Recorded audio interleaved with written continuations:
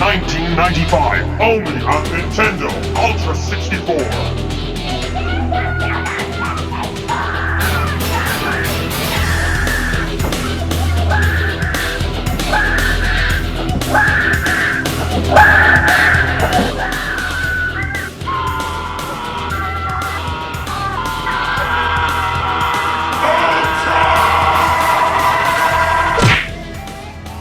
The Nintendo 64. It's one of the most recognized video game consoles in history. It was home to many of the most influential and most recognized games available, and was the first, depending on who you ask, 64-bit console on the market. I was a Sega kid at heart, but I gotta admit, back in the mid-90s, Mario 64, you got my attention. And all those extra sexy bits, got the blood pumping. But did all those extra ultra bits translate to extra sales, and solidify Nintendo as the head of the pack like it had been in every previous generation? Well, let's once again pop off those rose-tinted glasses, because I paid for these things and I'm gonna get every cent's worth out of them. Examine the details and take an unbiased look at the Nintendo 64, and see if when it comes to bits, if size really does matter.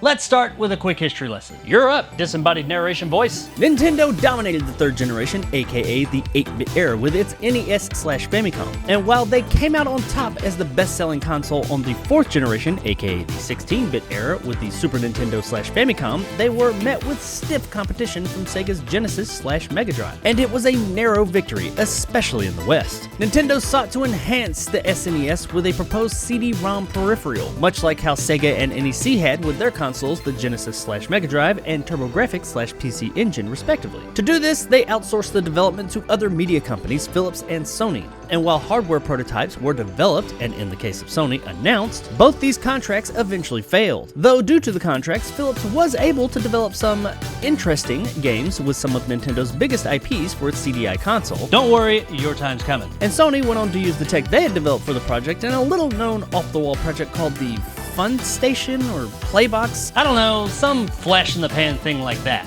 All that being said, given the lukewarm reception of their competitor CD add-ons of that generation, this probably worked out in Nintendo's favor in the end. While giving up on trying to extend the SNES, I refuse to call it the SNES, life with add-ons, Nintendo moved on to looking forward to the next generation.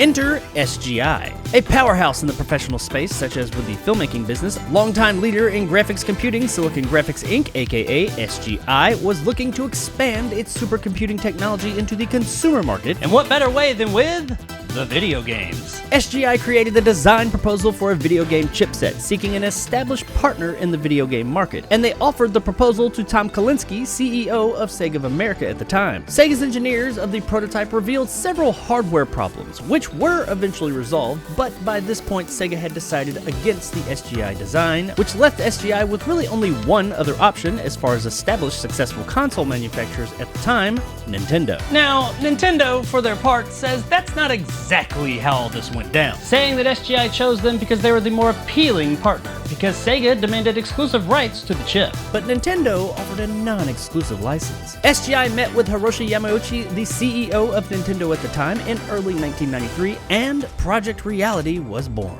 On August 23rd, 1993, Nintendo and SGI announced a global joint development and licensing agreement surrounding Project Reality, announcing that the yet unnamed product would be unveiled in arcades in 1994 and would be available for home use by late 1995 below $250, and developed specifically for Nintendo. Which is ironic, seeing as how, according to Nintendo, the main reason SGI didn't go with Sega was because they wanted exclusivity rights, but by their own accord, Project Reality was developed specifically for Nintendo.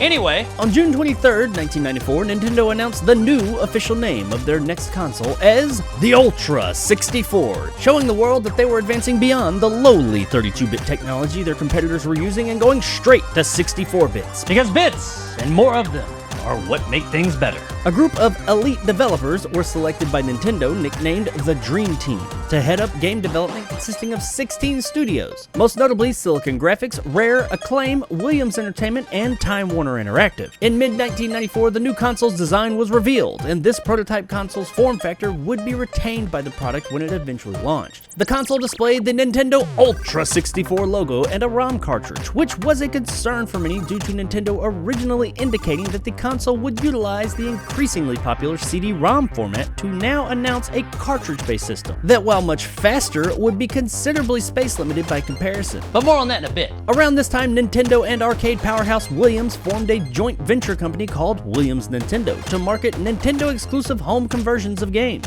This enabled Midway, a subsidiary of Williams, to develop arcade games Killer Instinct and Cruisin' USA with the Ultra 64 brand. In reality, No pun intended. the arcade games are not based on Project Reality's Ultra 64 and use a different CPU, have no Reality coprocessor, and use onboard ROM chips and a hard drive instead of a cartridge. All that being said, Killer Instinct and Cruisin' USA were awesome. I was a Mortal Kombat kid, and damn near nothing could tear me away from those games. But when I heard that iconic Combo Breaker! and Ultra Combo!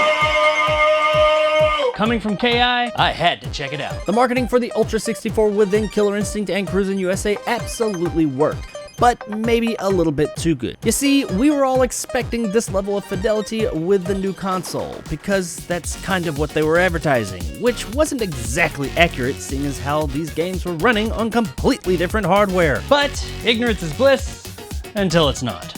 Moving on. The forthcoming system was frequently marketed as the world's first 64-bit gaming system, often stating the console was more powerful than the first moon landing computers. Which sounds good and all, but they did have 30 years on those computers and the whole digital revolution thing. But hey, marketing. Atari was already claiming to have made the first 64-bit console with their Atari Jaguar, but that claim had been heavily scrutinized and debated, seeing as how the Jaguar doesn't actually use a 64-bit processor, but two 32-bit processors instead, adding their bits together making 64, which most agree isn't accurate. I'm gonna have to get to that console eventually. Nintendo had originally planned to release the console with the name Ultra Famicom in Japan, fitting in line with the naming conventions of its consoles in the market up to this point, and Nintendo Ultra 64 in all other markets. Earthbound series developer Shigesato Itoi suggested the global name Nintendo 64, of which Nintendo ultimately decided to go with across all markets, foregoing the infinitely more awesome name Ultra 64. Some have noted that this could have been due to the possibility of legal action from game publisher Konami, who owned the Ultra Games trademark. Nintendo disputes this, saying that the trademark issues were not a factor, and the sole reason for any name change was to establish a single worldwide brand and logo for the console. Which I can get behind, but why drop the Ultra? Why not just go with the infinitely better, ultra awesome Ultra 64 worldwide brand name, seeing as how it was somewhat already established? It does make you think. Originally slated for a simultaneous worldwide release by Christmas of 1995, Nintendo later delayed the release to April 1996, stating that it needed more time for the software to mature and for third-party developers to produce games. This sounds like a pretty damn good reason to delay. However, Adrian Sfarti, Feel like I didn't say that right? a former engineer for SGI, attributed the delay to hardware problems. He claimed the chips underperformed in testing and were being redesigned. Is there any truth to this? Well, I don't know. But what is true is that in 1996, the Nintendo 64 software development kit was completely redesigned by Kyoto Microcomputer Company. So they did completely change the hardware they were developing N64 programs on eventually, so yeah, there's that. Ahead of its worldwide April 1996 release date, the newly renamed Nintendo 64 was fully unveiled, odd controller and all, to the public in playable form on November 24th, 1995 at Nintendo's 7th annual Shoshinkai trade show, to an overall positive reception. So that's it for the history. Everything's come together and looking good for that April 1996 release date, right? The N64's release date was later delayed again to June 23, 1996, as well as the cancellation of a simultaneous worldwide release. Nintendo said that the reason for this latest delay, and in particular the cancellation of the simultaneous worldwide release, was that studies indicated that they would not be able to manufacture enough units to meet the demand by that time, potentially angering retailers in the same way Sega had done with its surprise early launch of the Saturn in North America and Europe a year earlier. Nintendo was already in the unfavorable position of being last out the gate, with its main competitors, Sony and Sega, having their consoles on the market for almost a year by the original release date, to now push that date out even further. To counteract the possibility that gamers would grow impatient with the wait for the Nintendo 64 and purchase one of their competitors' consoles already on the market, Nintendo ran ads for the system well in advance of its announced release dates, with slogans like "Wait for it" and "Is it worth the wait? Only if you want the best." Nintendo had created what it was claiming to be the most powerful console ever, built anticipation to a fever pitch, delayed the console multiple times, and now they were finally ready. But was the world ready? Had their base already moved on to their competitors' already available consoles? Were they too late? I suppose a better question than is the world ready is, would anybody care at this point? Well, either way, Nintendo was about to find out with the launch. The Nintendo 64 first released in Japan on June 23, 1996 for 25,000 yen, approximately $180 USD. It released with 3 games, Super Mario 64, Pilot Wing 64, and the Japanese-only Sakayo Haibu Shogi. Nailed it! And even though the launch lineup was thin, the initial shipment of 300,000 units sold out on the first day. In the months leading up to the North American launch, import sales of the console, aka the gray market, took off, seeing eager North American gamers who wanted the console early paying upwards of $699 plus shipping, which is the equivalent of around $1,350 today. God damn, you guys really wanted that super sexy 64-bit goodness. The Nintendo 64 officially launched in North America on September 29th, 1996 for $199. However, many retailers broke that street date and sold the console a few days early on the 26th. Nintendo had originally intended the price to be $250 US. However, seeing as how they had launched later than originally planned, and the Saturn and PlayStation had been lowered to $199 earlier that year, in order to be competitive, they took the hit and launched at $199. Employing a strategy from the toy industry, Nintendo hoped that this lower launch price would spur impulse purchases. The system sold 350,000 of its 500,000 available units in its first 3 days on the US market, and 500,000 in its first 4 months. Nintendo's main competitors, the Sega Saturn and Sony PlayStation, were targeting teenagers and adults. However, Nintendo's target audience with the N64 was preteens. This seemed to pay off. Initially, at least. Seeing Nintendo outsell Sony and Sega in the US in early 1997, moving 3.6 million units by the end of its first full year on the US market. Just 2 games launched alongside the console in the US, Pilot Wing 64 and Mario 64. A third game, Cruisin' USA, was supposed to be included in the launch lineup, but was pulled less than a month before launch because it did not meet Nintendo's quality standards. And while this paltry lineup was a bit disappointing to consumers, according to Nintendo of America chairman Howard Lincoln, when it comes to their first-party games, we're convinced that a few great games at launch are more important than great games mixed in with a lot of dogs. And I mean, you might not like it, but you kinda can't argue with that. The console released in the UK and most PAL regions on March 1st, 1997 for £249, approximately $310 USD. Except for France, where Nintendo was dealing with an undisclosed legal issue. What could this issue have been? Nobody knows, or at least nobody's talking. But it was so serious that Nintendo was considering closing its French subsidiary, which is why the N64's release was delayed there. Though delays aren't anything new for Nintendo at this point.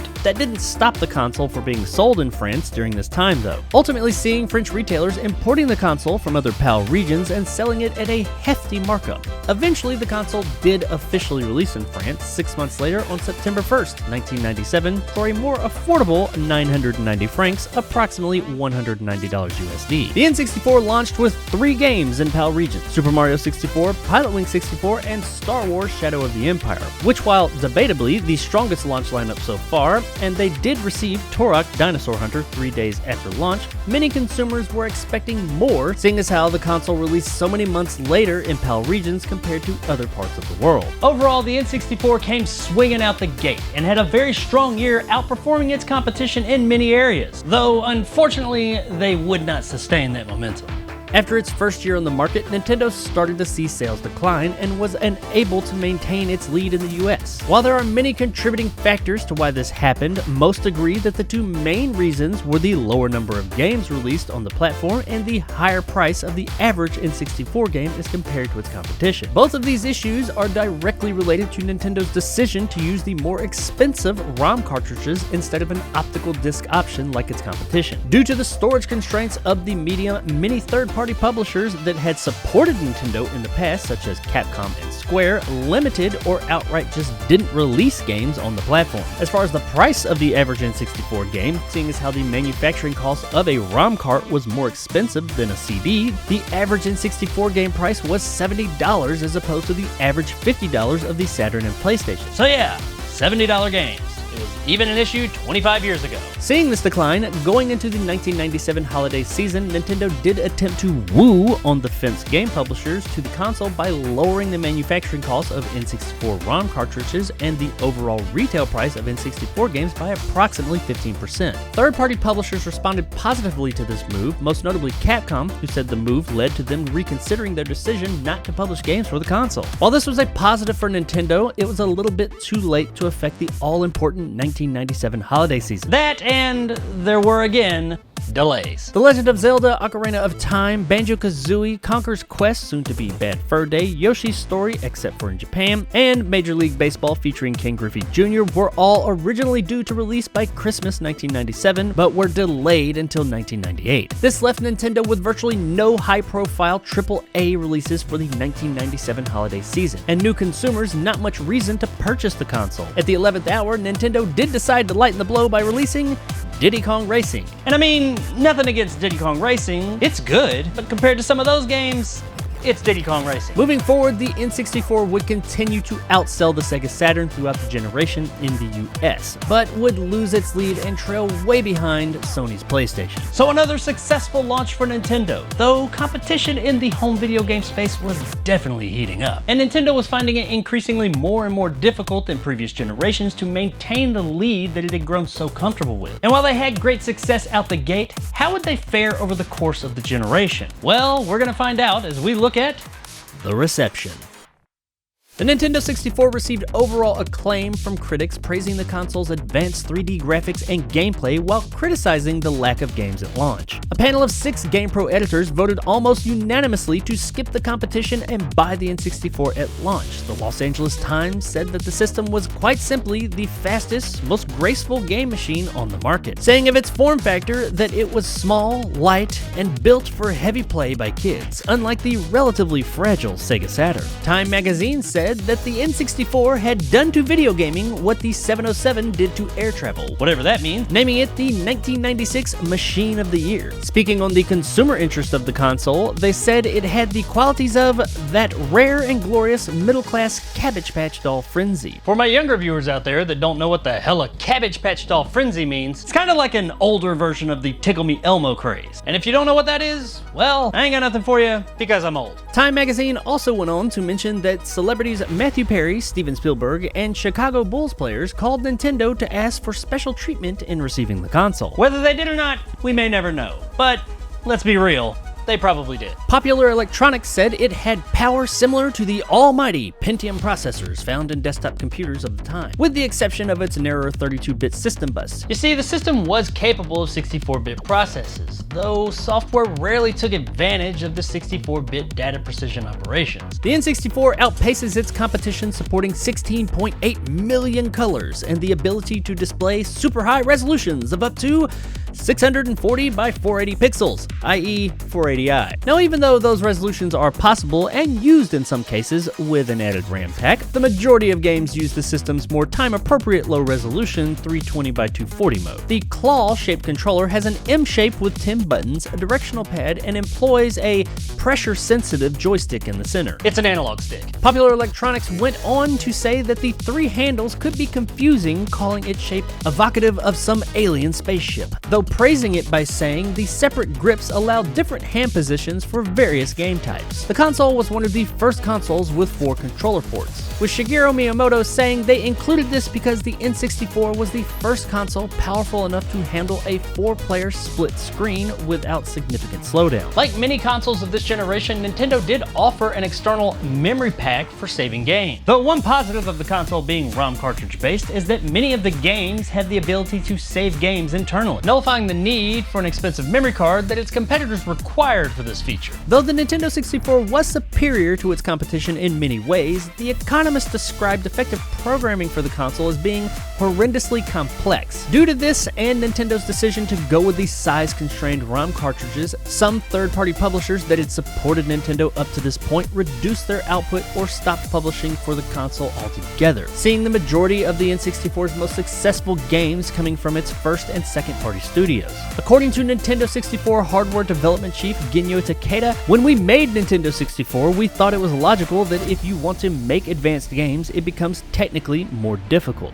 We were wrong. We now understand it's the cruising speed that matters, not the momentary flash of peak power. Ultimately, while the console wasn't able to outsell Sony's PlayStation, it did triumph over Sega Saturn by a healthy margin in the West. Japan was another story. Traditionally, Nintendo had had great success in its home country, but the N64 was not as successful, failing to outsell not just the PlayStation, but Sega Saturn as well. While overall a worldwide success, the N64 was surprisingly quite the failure in Japan. Nintendo CEO Hiroshi Yamauchi and Mother 3 developer Benomuro Ito hypothesized that the Nintendo 64's lower popularity in Japan was due to the lack of role-playing games, which is the country's biggest genre, and the overall smaller number of games releasing, which does fall in line with the popular view of the community. While the console wasn't as popular in its native land and its third-party support paled compared to rival consoles, Nintendo's strong first-party franchises such as Mario and Zelda enjoyed considerable success, with the Nintendo 64 library including a high number of critically acclaimed chart-topping games.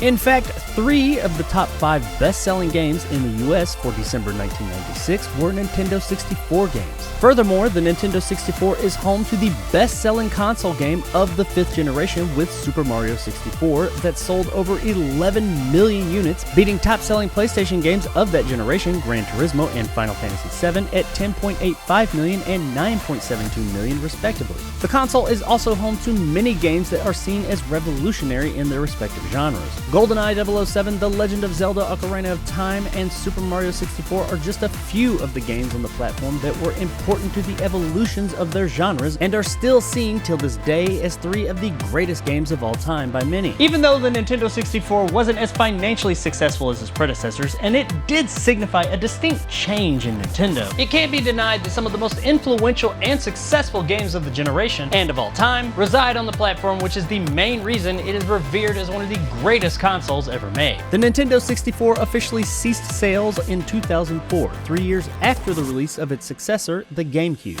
The console successfully sold 20.6 million units in North America, but only managed to move 6.4 million units in Europe and 5.5 million units in Japan, bringing its worldwide lifetime total units sold to just under 33 million, which isn't the worst console sales of the generation. That honor goes to the Saturn, but it is quite lower than Nintendo had grown used to. Overall, while not as financially successful as they'd hoped, Nintendo had once again released a successful console. And while it also enjoyed great critical acclaim, there were still some issues with the console. What's the problems, you ask? Well, you've probably already guessed some of them, so let's take a look at the not-so-ultra Nintendo 64. While the Nintendo 64 had a healthy amount of positives and successes, it definitely had its fair share of shortcomings as well. And when taking a look at those shortcomings, one starts to get a bit of a clearer view as to why they possibly dropped that Ultra moniker. Debatably, the biggest of those shortcomings would be Nintendo's decision to go with a ROM cartridge-based system. Now that being said, there were several advantages to Nintendo going with a cartridge-based system, primarily speed. In comparison to its disc-based counterparts games that include lengthy load screens, Nintendo 64 games rarely include any loading screens whatsoever. Also, while any physical thing can degrade over time, cartridges are far more durable than discs, not suffering from the dreaded disc rot that disc-based media, especially early iterations, are plagued with. with. There's also the added benefit of them not being able to be scratched, making them a much better fit for Nintendo's target audience with the Nintendo 64, preteens, aka children. Being cartridge-based also made it more difficult to pirate N64 games at the time, unlike the competition, which was seeing a massive influx in piracy with the rise of home CD burners. So Nintendo's decision to go with a cartridge-based system wasn't all bad, but with the good, you gotta take the bad. And the bad is what you're here for right now. There were many issues that accompanied the Nintendo 64's cartridge-based media. First and foremost being its size, or more specifically, its size constraints. Nintendo 64 cartridges have a maximum size of 64 megabytes of data, which was more than enough for previous generations. However, this was the era of the CD, and CDs have a max capacity of more than 10 times that at 650 megabytes. The majority of game developers were taking advantage of this extra space, with games becoming more complex in content, sound, and graphics, and games began to exceed the limits of the cartridge storage capacity, making it difficult or outright impossible at times to fit newer games on the N64 cartridges. As mentioned earlier, this led many third-party developers to jump ship to Nintendo's more size-accommodating competition, the PlayStation and Saturn. Some who remained released fewer games on the Nintendo 64, such as Konami, who released almost half as many games on the platform as its CD-based competition. Others just left altogether. Most famously, longtime Nintendo supporter Square, whose insanely popular Final Fantasy VII was initially planned for the Nintendo 64, switched to Sony's PlayStation, citing the insufficient storage of N64 cartridges, and is seen by many as the kicking off point of Sony's dominance with the PlayStation. Limitations also became apparent with software ported from other consoles. Nintendo 64 versions of cross-platform games were redesigned in many cases with the storage limits of a cartridge in mind. This meant fewer textures, shorter music tracks, and the full motion video that was so popular at the time, and I still love. Well, with the rare occasion of a few extremely compressed clips here or there, yeah, that just wasn't happening. Due to these limitations, multi-platform releases on the N64 were routinely seen as the inferior version. Hold up, before you start typing, I said inferior in comparison to the other available versions. I never said bad, because yes, some of these games were still good,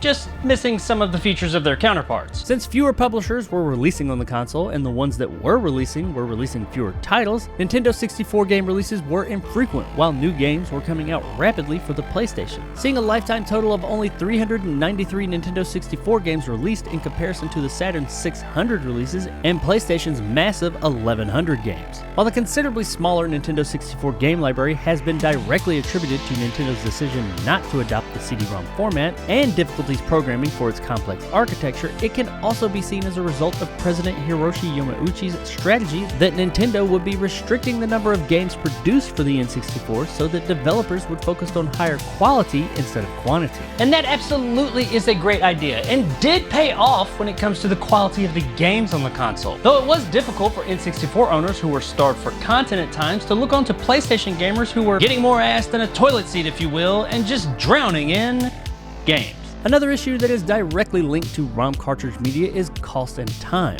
The cost of producing an N64 cartridge was significantly higher than a CD, and publishers passed these expenses onto the consumer, making N64 games cost an average of $20 more than its rivals. Not to mention that if the game flopped, then the publisher's losses were much greater than opposed to the less risky CD platforms. Now, cost was definitely the bigger issue of the two, but time played its part as well. Cartridges just take longer to manufacture than CDs. Approximately 2 weeks more in fact, and in some cases even longer. If publishers didn't accurately predict the demand for a game ahead of its release, which was a common issue, they would be left with a surplus of expensive cartridges for a failed game, or, debatably the worst case, underestimating a game's popularity and having a weeks-long shortage of a popular title no one can buy and eventually lose interest in. To say that the decision to go with ROM cartridges in the disc-based media era was controversial and overall hurt the N64 is an understatement. But it wasn't the only issue the console had. The Nintendo 64 signified a distinct change for Nintendo. While yes, they still did, and do, compete in the video game industry, we would start to see Nintendo kind of go off and do their own thing, differentiating themselves from the norm that they themselves had a hand in creating. And I think many would agree that this started in full force with the N64 controller. Nintendo went out of their way to not reveal the N64 controller until well after the final design of the console had been revealed to the public. Its reveals reception reception was overall positive, with many consumers giving Nintendo the benefit of the doubt that it had earned over the course of the previous 2 generations. However, once the 3-pronged oddity was released and in gamers' hands, its reception was divisive to say the least. Some called the Bear Claw from Japan a revolution, with its pressure-sensitive analog stick and ambidextrous design. Others said that its modular design for memory and rumble packs was a breath of fresh air. And many just didn't know what the hell to think and said, What the fuck is this? the N64 controller was lauded for its revolutionary analog stick being the first mainstream console to feature one. And it was something special. That first time booting up Super Mario 64 and moving Mario around the 3D landscape at variable speeds felt like nothing else. But then, everything else about the controller set in. The buttons weren't very tactile or comfortable, the D-pad was too squishy, and the analog stick, while yes, revolutionary for the time, once you had others to compare it to, it was pretty weak. And then there was the question of, how the hell are you supposed to hold this thing? Now, to Nintendo's credit, the controller was designed to be held in multiple different ways depending on what type of game you were playing. There was the traditional style, and this was fine. It wasn't setting the world on fire, but it did its job. Where things got tricky was when you wanted to play a 3D game using the analog stick. There's just truly no comfortable way to hold this thing using the analog stick. For young children or people that have very small hands, it's a bit better, but still not ideal. Now, as a side note, there are other third-party options, though most of them are of even less quality than the original. With the exception of, once again, Retro Fighters and their Brawler controller, which updates the controller to a more modern design, and this thing is a lifesaver. Overall, the N64 controller, while iconic and bold, I mean, you ain't mistaking this thing for anything else, just kind of sucks. Sure, it's functional, but so is the CDI controller, and nobody's saying that's good. With all these issues, and some would argue due to all of these issues, by the end of the 5th generation, Nintendo found themselves no longer in the top spot of which it had occupied for over a decade at that point. Their controversial selection of the cartridge medium for the Nintendo 64 is widely seen as the main reason they lost their dominant position in the gaming market. But it wasn't all bad. Even with the shortcomings I detailed here, the Nintendo 64 was still a success. And the main contributor to that success brings us to the most important part of any video game console: the games. A total of 393 Nintendo 64 games were ever released, with just a few exclusively sold in Japan. And while I won't go through them all, some of the more popular highlights would be Super Mario 64. The mustachioed plumber's first jaunt into 3D was also the first game that many gamers played on the console. It is seen by most as the granddaddy of 3D platformers, becoming the gold standard of how to execute the genre for years to come. There's not much that this game does wrong, and it's pretty astounding that they got so much right on their first 3D outing. And the game still holds up extremely well till this day. It was the best-selling title for not only the console but the generation as a whole, and is recognized the world over as one of the best and most influential games of all time. And yes, it is that good. Blast Corps. The first game that Rare released for the console, Blast Corps, or Corpse, depending on where you live, is a fun as hell, simple as hell action destruction game. There's not much to it. Using an assortment of increasingly over-the-top vehicles, you destroy obstacles such as buildings to clear a path for a nuclear missile transport that apparently has no brakes. Not really much more to it, but man, this game is fun and taps into that primal urge within all of us to blow shit up. Definitely worth a look. Cruisin' USA. The arcade version of Cruisin' USA was simple, awesome fun, and a huge hit. The N64 version, not so much. Plagued with a terrible frame rate, scratchy sound, and the hit detection of a Stormtrooper, Cruisin' USA 64 was a huge disappointment and a hell of a black eye for the N64 early on. Its sequel, Cruisin' World, was an improvement and the highest rated in the series. It fixed, or at least improved, many of the issues from the first game, and while it doesn't stand up to its arcade counterpart, it provides a decent experience. Unfortunately, the third entry, Cruisin' Exotica, didn't fare as well, due mainly to the hardware just starting to age out. While it was a much smoother experience and ran better than any previous home version, the rampant pop-in made it difficult to play. I know, crazy, right? You need to see the road ahead of you in a racing game. Harvest Moon 64. Harvest Moon 64 is one of those games that you sit down to play for a few minutes, but the next thing you know, it's 5 a.m. and you're wondering what the hell happened to the night. Basically a farming simulator. While it's not my cup of tea, people that are into this kind of experience, which there are many, love this version of the game. So if that describes you, check it out. Super Smash Bros. The original Smash Bros. Was a breath of fresh air in the flailing fighting genre at the time. It took many fighting game mainstays and turned them on their head and included all previously well-known Nintendo characters to choose from. It wasn't the first character mashup fighting game, but it was the most popular, spawning multiple successful sequels till this day, and debatably the best. Regardless of all that, what the game absolutely is simple, easy to get into, pure fun. Wave Race 64, a 3D jet ski racing game. It's as simple as that, but oh so much more. Wave Race 64, like many popular racing games of the time, is fairly simple, but it refined that simplicity and fun to perfection. Wave Race 64 is seen as one of the best games on the platform, and I gotta agree, this game is just fun as hell. And the water, just look at the water.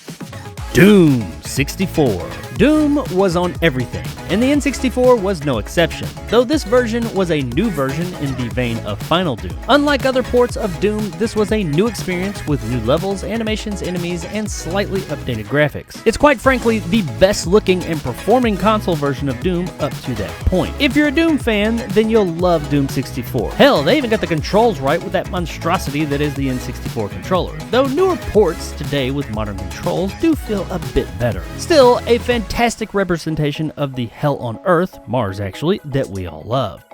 Banjo-Kazooie. What some consider the spiritual successor to Super Mario 64, the Rare-developed Banjo-Kazooie is an amazing 3D platformer that lives up to the hype and retains that trademark Rare quality and style. While it provides its own style and humor, the Super Mario 64 inspiration can definitely be seen, and that's not a bad thing, with the title being revered as a classic till this day, with some going as far as to say that it surpasses Super Mario 64 as the best platformer on the console. Whichever way you go, it can't be denied that it's a great game that is definitely worth your time, and its sequel, Banjo-Tooie, is pretty great too.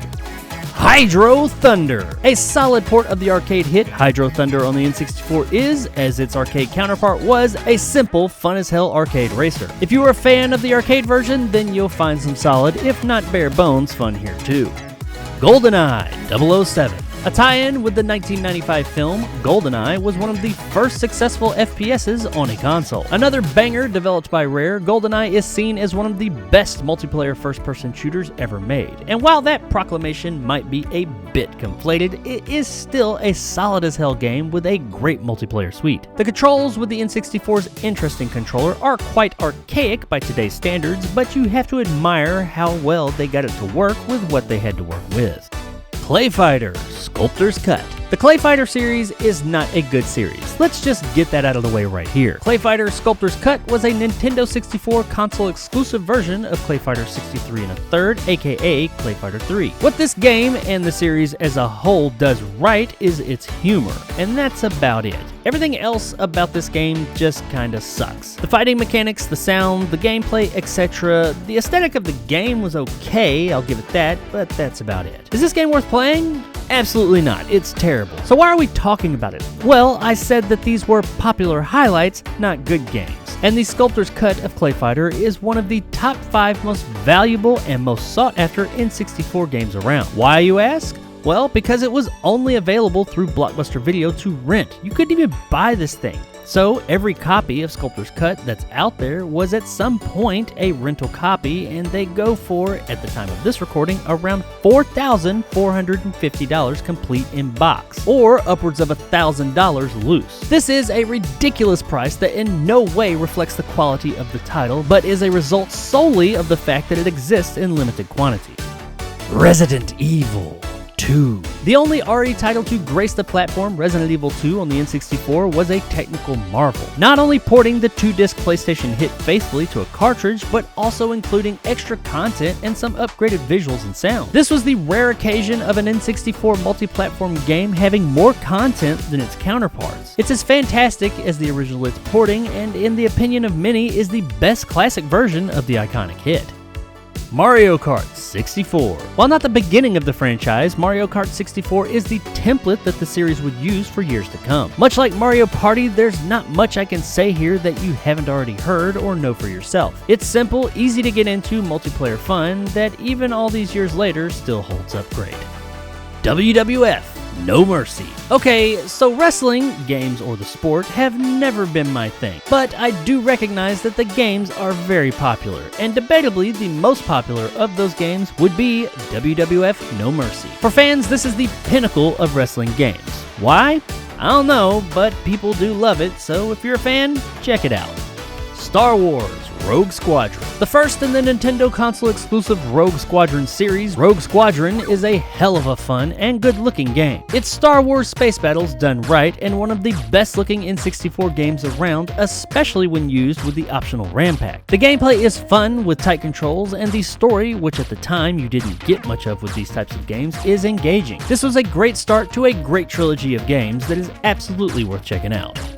Donkey Kong 64. The sequel to the SNES smash hit Donkey Kong Country, Donkey Kong 64 is the character's first 3D adventure. It's got that distinct rare charm, but this isn't DK's best outing. It's not awful by any means, but it is plagued by less than ideal controls, simplistic and at times bland gameplay, and a very drawn out, overly long playtime. It's an okay outing, but not what I would call one of Donkey Kong or Rare's best. It did come packaged with the N64 RAM expansion pack, which was required to play, but judging by the graphics and content, I don't really know why.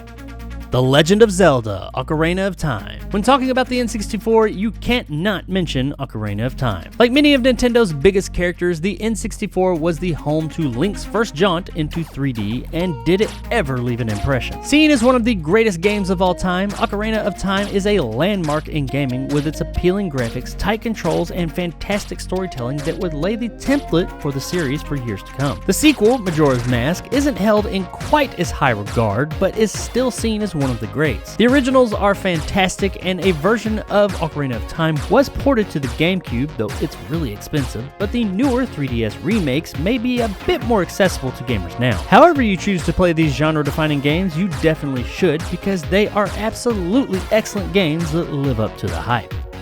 Star Fox 64. Star Fox 64, or Lilac Wars in the UK, is how you do a sequel. It does everything the original 16-bit hit did better and adds a healthy dose of new features while not losing sight of what the core game is. If you are a fan of the original, then you'll love this because it's just that, but bigger and better.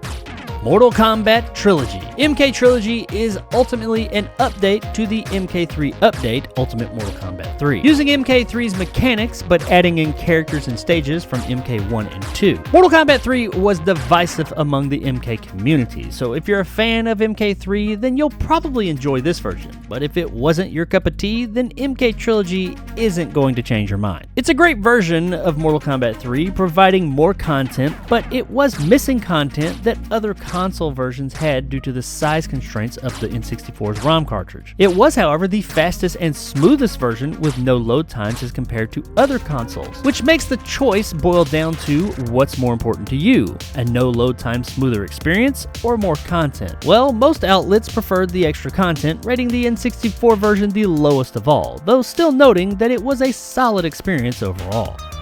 Conker's Bad Fur Day. This rude, crude, and cute little platformer that Nintendo didn't want comes to us from the N64 MVP developer, Rare. The game is absolutely the raunchiest game on the system and possibly the generation. Full of swears, bodily functions, death, and sexual innuendos, Conker speaks to everyone's inner 12-year-old boy. And while the game is shocking and hilarious, it's actually a really fun 3D platformer as well. You may come for what it's most known for, its raunchy humor, but you'll stay because of the great gameplay. And the Great Mighty Pooh. I mean, come on, that was a great boss battle. If you know, you know. Superman, The New Superman Adventures. So I never said this list was all good games. Lauded as one of the worst games ever made, Superman, The New Adventures, or Superman 64 as it's commonly known, isn't a good game. Is it the worst game ever made? Well, no, big rigs over the road racing still exist, but it is in fact a terrible game. There's not really any specific things to point out here because just about everything is bad. Graphics, controls, gameplay, sound, literally everything, and it gave me PTSD for flying through circles in video games for the rest of my life.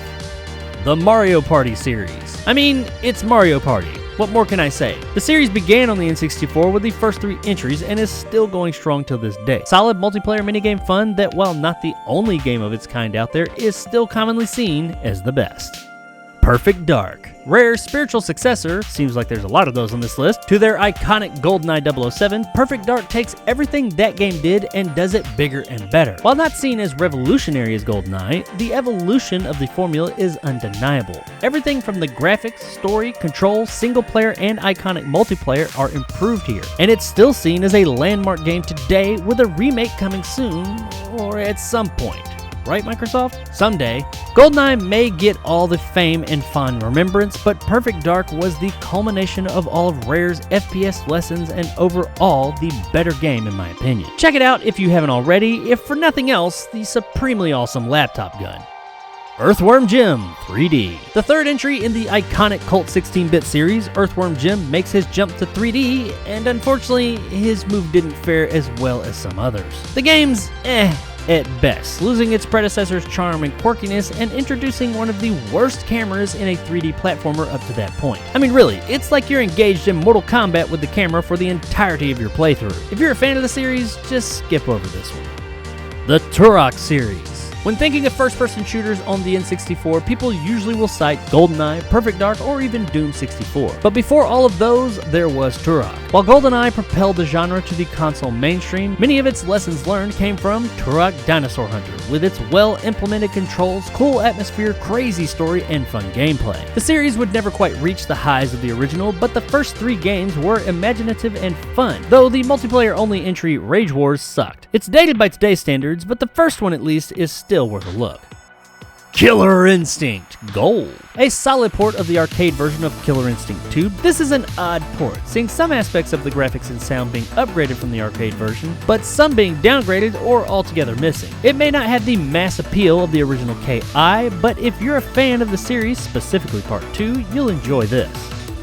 Sin and Punishment. The only Japanese-only title on this list, and one of only a few Japanese-only titles for the console, Sin and Punishment is a kick-ass arcade shooter that, while really fun and pretty to look at, is most well known for its interesting control scheme that employs a dual stick-like layout, but with only the one thumbstick of the N64. Most games that utilize the thumbstick have the player using the stick with their left hand, but SMP puts the thumbstick in your right hand and the D-pad in your left. This layout works surprisingly good considering the controller and would have been awesome in other titles, but unfortunately Sin and Punishment didn't come around and pioneer this scheme until closer to the end of the console's lifespan in late 2000. Either way, it's an awesome game that's worth importing, or you can check it out on the Wii's Virtual Console that it was ported to years later.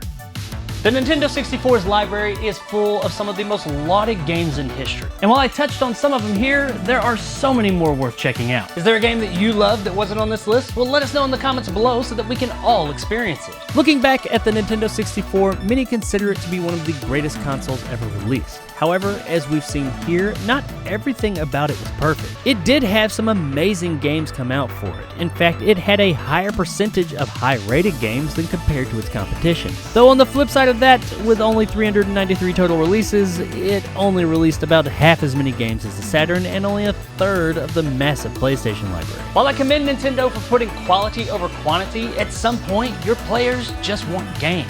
And let's be honest, it wasn't only that. The decision to stick with the ROM cartridge in the CD era hurt Nintendo and is probably the biggest reason that led to them losing their lead to Sony. And that controller definitely didn't help. So why then, with all these issues, do so many people look back at the N64 with such blind fondness? Who knows, but I do have a theory. The 5th generation was the generation when gaming really started to take off in the mainstream. Video games were starting to not just be for kids and outcasts anymore. More people were giving it a chance than before. So for a lot of people, much like the PS1, the Nintendo 64 was the first console that they really put some time into. Also, the kids that Nintendo was targeting with the N64 are all adults now. This was their first console. This was the console that they grew up with. There's a nostalgia that goes along with that. It's part of their childhood. And looking back at it now, those rose-tinted glasses are probably firmly in place. That's not to say that the N64 was just terrible and everybody's remembering it wrong. No, not at all. Yeah, it had its issues, more than some probably want to admit, but it also had an absolutely fantastic library of forward-thinking, genre-defining, and just outright great games. I was 17 when the N64 came out, so while I do have some fond memories of it, I remember the struggles too. I never liked that monstrosity of a controller. But who the hell am I to tell people how to look back at their childhood? So if you're a Nintendo 64 super fan, don't let anyone ever tell you that you're wrong. Wear those rose-tinted glasses with pride and look back at all the great times you had with that console. Because if you think that it's the greatest console ever made, then for you it was, and that's all that really matters. The controller sucked though.